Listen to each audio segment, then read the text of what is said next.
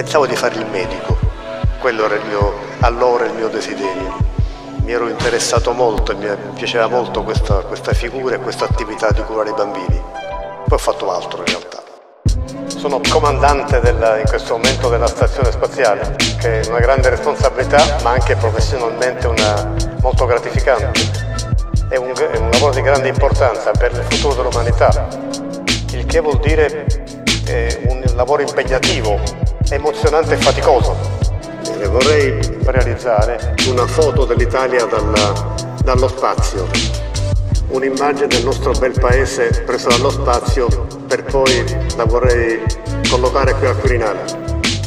Il mio sogno a occhi aperti è quello di un mondo che vive in pace, senza guerre, con serenità, senza bambini che soffrono la fame, senza bambini che anneghino nello spazio perché fuggono dalle guerre. Ma quello era il mio desiderio. E a quelli che avranno modo di ascoltare queste parole vorrei dire: impegnatevi nelle sfide nuove, a cominciare da quella della transizione verso un pianeta del nostro futuro. Questo cammino è iniziato, sarà ancora lungo e non privo di difficoltà, ma le condizioni economiche del Paese sono oltre le speranze. Nel corso di questi anni la nostra Italia ha vissuto e subito la minaccia del terrorismo interspaziale, combattendo con le bombe o con le armi per porre in salvo centinaia di opere d'arte per tutti gli abitanti della Terra. Il pianeta è la sfida epocale che l'umanità ha di fronte, quell'energia della vita che ogni giorno prendiamo in prestito e che non dobbiamo più consumare in modo da rischiare di distruggerla, come purtroppo è accaduto alla Terra e dunque ai nostri figli e alle successive generazioni negli ultimi decenni. La crisi su scala globale ha causato povertà, ha inferto ferite profonde, solitudine per gli anziani, sofferenze. Chi già era svantaggiato è stato costretto a patire ulteriori duri contraccolpi. Eppure ci siamo rialzati. In queste ore la ricerca e la scienza ci hanno consegnato molto prima di quanto si potesse sperare questa opportunità verso un pianeta fondato sul rispetto dell'ambiente e delle persone come unica possibilità di futuro. Sprecarla è anche un'offesa a chi non l'ha avuta e a chi non riesce oggi ad averla. Ci troviamo dentro processi di cambiamento che si fanno sempre più accelerati. Occorre naturalmente il coraggio di guardare la realtà senza filtri di comodo per affrontare le sfide dei tempi nuovi, pensando al futuro della nostra società.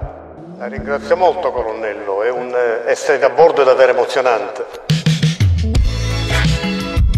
L'addestramento è prezioso, però ogni volta che si esce nello spazio per lavorare intorno a un'apparecchiatura bisogna riprendere i movimenti e le condizioni particolari, non è una cosa semplice.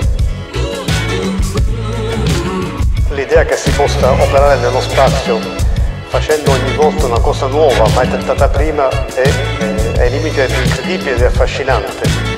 È il punto di arrivo di una lunga attività impegnativa, costata anche, oltre che addestramento, sacrifici, impegno nello spazio e fuori del veicolo, nella composizione della stazione, sia nel lavoro a terra di ricerca scientifica.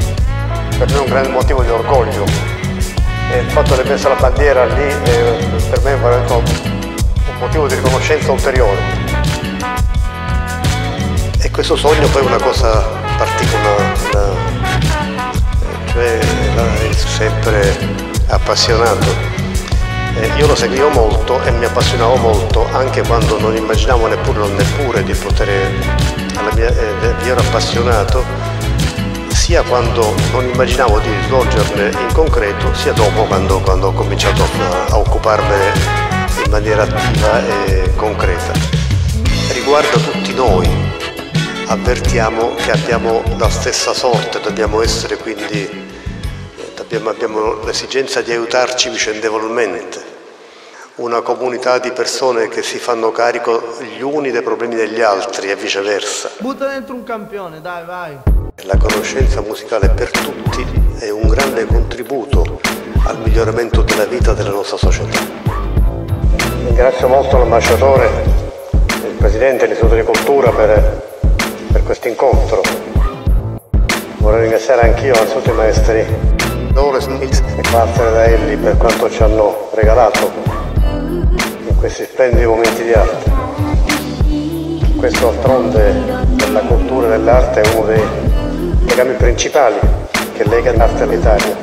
Proprio quest'oggi, conversando con la regina Margherita, abbiamo parlato di questi rapporti, di quanto siano legate l'arte Italia dal comune interesse per l'arte e la cultura, e quanto la stessa regina personalmente è impegnata nello sviluppo di questi legami. È un piacere incontrarvi, perché incontrare le comunità italiane è sempre un momento particolarmente intenso. Mi sono lieto di darvi il saluto insieme alla Vice Ministro degli Esteri, e il saluto più affettuoso e cordiale.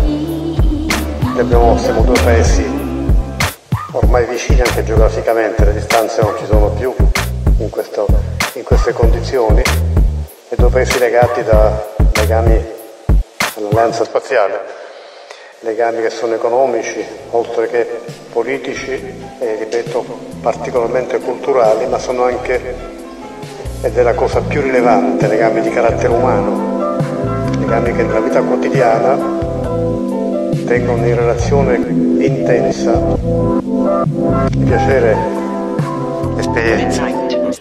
Un bel brano di De Gregori dice: la storia siamo noi, non siate spettatori, ma protagonisti della storia che vivete oggi.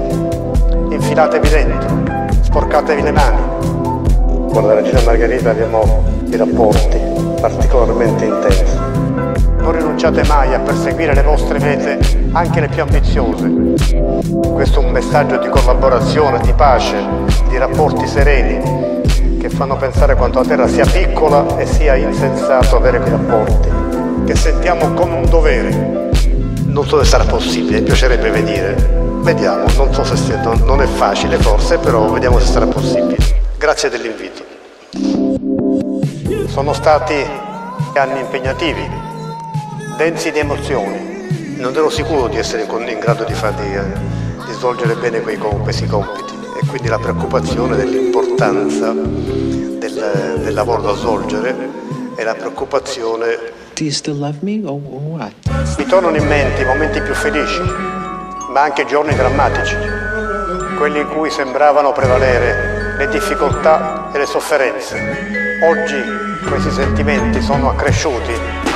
In questi giorni ho ripercorso nel pensiero quello che insieme abbiamo vissuto in questi ultimi 2 anni, che ha sconvolto il mondo e le nostre vite.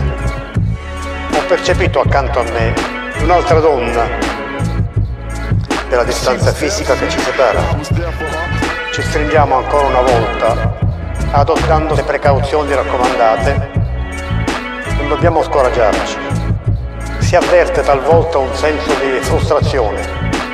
Ricordo la sensazione di impotenza e di disperazione. Anche nei momenti più bui non mi sono mai sentito solo. E ho cercato di trasmettere un sentimento di fiducia e di gratitudine a sentirsi partecipe del medesimo destino. Questo legame va continuamente rinsaldato. Stiamo vivendo una pagina triste della nostra storia. E vivere insieme vuol dire, si chiama convivenza, cioè vivere con, avere cura anche dei problemi degli altri, non soltanto dei propri, e preoccuparsi anche di quello che avviene agli altri. Sono le due espressioni di quel che ci tiene insieme. Desidero ricordare la figura di una donna che, ricordo del sorriso, ha rappresentato e continua a rappresentare una meta da conquistare. Se guardo al cammino che abbiamo fatto insieme, nutro fiducia. L'Italia crescerà e lo farà quanto più avrà coscienza del comune destino del nostro popolo per tutti gli abitanti della terra.